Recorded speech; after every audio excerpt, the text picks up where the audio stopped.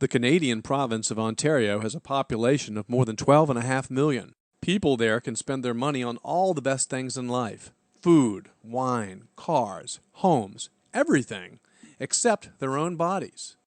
That's because private healthcare is outlawed in Ontario. Under their single-payer system, only the government can pay for medically necessary care. But that's okay, say some, because you shouldn't have to worry about money when you need healthcare. And that makes single-payer systems more compassionate and caring than the partial free market system in the United States. So how compassionate and caring are single-payer healthcare systems? They don't care how long you wait, you'll get to you sooner or later. But it's free.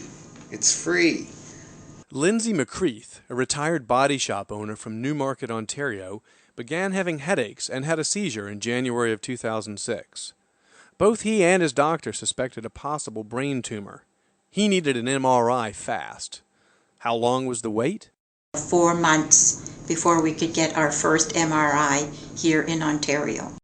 The McCreaths wanted to pay to get an MRI rather than wait 4 months for the government to provide one. However, Ontario Minister of Health George Smitherman is a staunch defender of a single-payer healthcare system and won't allow private payment for medical services. So in their hour of desperation, the McCreaths called private medical broker Rick Baker. Bear in mind, if you have a suspected brain tumor, it's really important you find out if in fact you do have a brain tumor, and beyond that it's very important to find out if it's malignant or if it's benign. They were waiting 4.5 months to get this an MRI.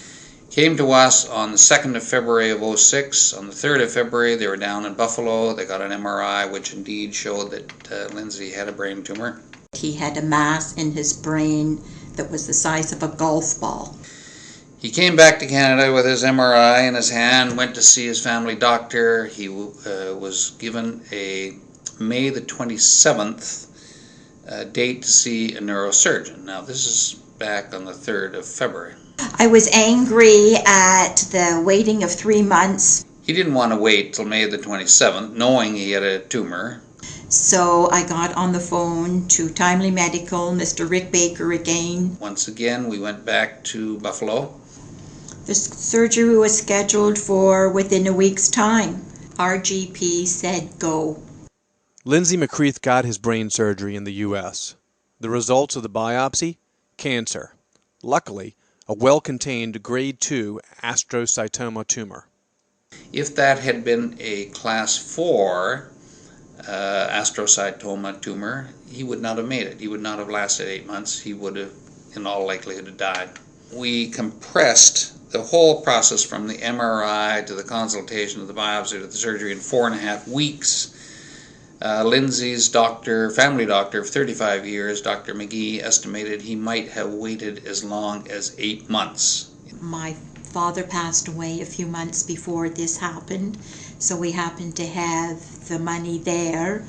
But if we hadn't, I would have put a mortgage on a home to go for the surgery across the border rather than wait 6-8 months, which is ridiculous when your life is threatened.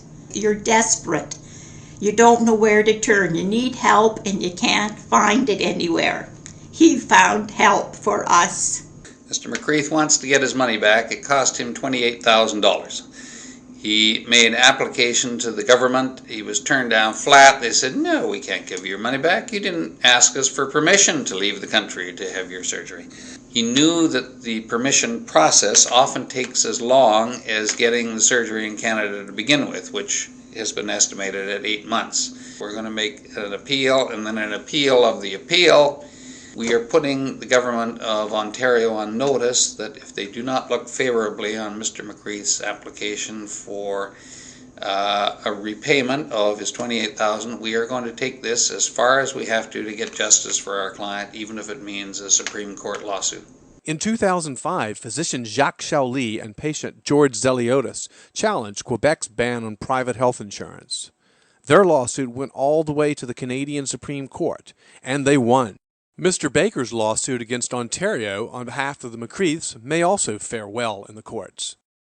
Isn't it ironic that while the Canadian government's monopoly on health care is slowly crumbling in the face of widespread suffering, liberal Democrats in the U.S. are pushing to adopt a system much like the one that has failed so miserably in Canada? Now, I understand that there is a movement afoot in the U.S. by in certain circles to try and duplicate the Canadian system in the U.S., trying to adopt a single payer system in the U.S.